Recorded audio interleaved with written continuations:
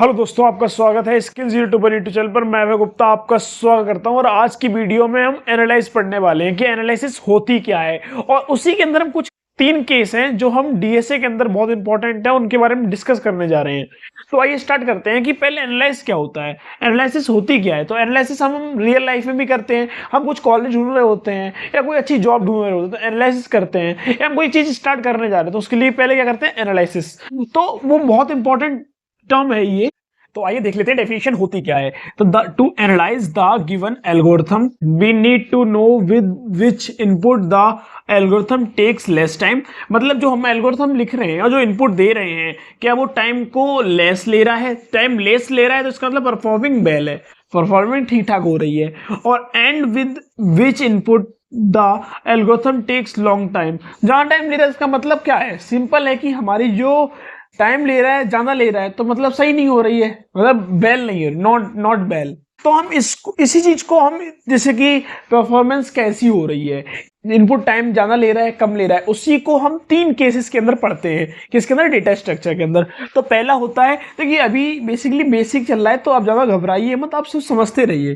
तो पहला होता है वर्स्ट केस, दूसरा होता है बेस्ट केस, तीसरा होता है एवरेज केस। एवरेज हर जगह आता है, फिजिक्स हो या केमिस्ट्री, और फिर हमारी डीएसए हो। तो वर्स्ट केस में क्या होता है? वर्स्ट केस जैसे समझ में ही आ रहा है कि मतलब क्या, वर्स्ट कंडीशन, तो उसमें क्या खराबी होगी कुछ। तो आइए पढ़ लेते हैं। Define the input for which the algorithm take a long time. जो टाइम क्या ले रहा है, लॉन्ग मतलब ज्यादा टाइम ले रहा है, तो इसका मतलब स्लोएस्ट टाइम टू कंसेप्ट। उसमें इनपुट क्या होगा? Input is the one of algorithm run the slowest. तो मतलब सीधी सिंपल बात आ रही है कि वर्स्ट केस है तो वर्स्ट केस में एल्गोरिथम फास्ट हो ही नहीं सकती, स्लो ही होगी। अब बारी आती है बेस्ट केस में। क्या होता है बेस्ट केस? जैसे प्रोनाउंसिएट ही पता चल रहा है कि बेस्ट, तो बेस्ट क्या होता है? जो सही हो। तो define the input for which the algorithm takes the least time की बात कर रहा है, लीस्ट टाइम, कम से कम टाइम ले रहा है, फास्ट टाइम टू कंप्लीट। ऐसे इसमें इनपुट में होगा input in the one of which the algorithm run the fast. मतलब जो एल्गोरिथम होगी क्या रन करेगी? फास्ट करेगी। और जो हमारा कॉम्प्लेक्सिटी होगी, स्पेस कॉम्प्लेक्सिटी, टाइम कॉम्प्लेक्सिटी क्या कर देगी? कम कर देगी।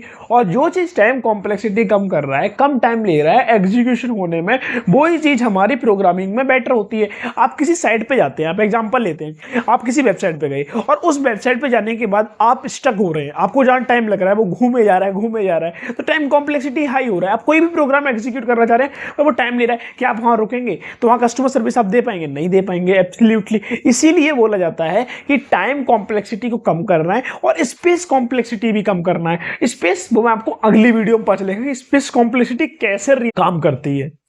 अब बारी आती है एवरेज केस। एवरेज केस क्या होता है? Provide a prediction about the running time of the algorithm. ये प्रिडिक्ट करता है कि सबका टोटल ले लिया, उसका एवरेज कर दिया, मतलब एवरेज निकालना। सिंपल है, number of algorithm run multiple time by run करेंगे, उससे डिवाइड कर देंगे कितने बार उसे रन किया है, उससे क्या निकल आएगा कि उससे निकल के आएगा कि हमारा जो एल्गोरिथम है वो किस कैटेगरी में आ रहा है, बेस्ट है, वर्स्ट है, या फिर एवरेज। मतलब इन दोनों का ही तो एवरेज निकल सकता है, या अच्छा हुआ है बुरा होगा, दो ही कंडीशन आ सकती है। assumes that the input is random। Input random हो सकता है। अब एक इनपुट के लिए तो सेम ही आएगा, रैंडम इनपुट्स लेने पड़ेंगे।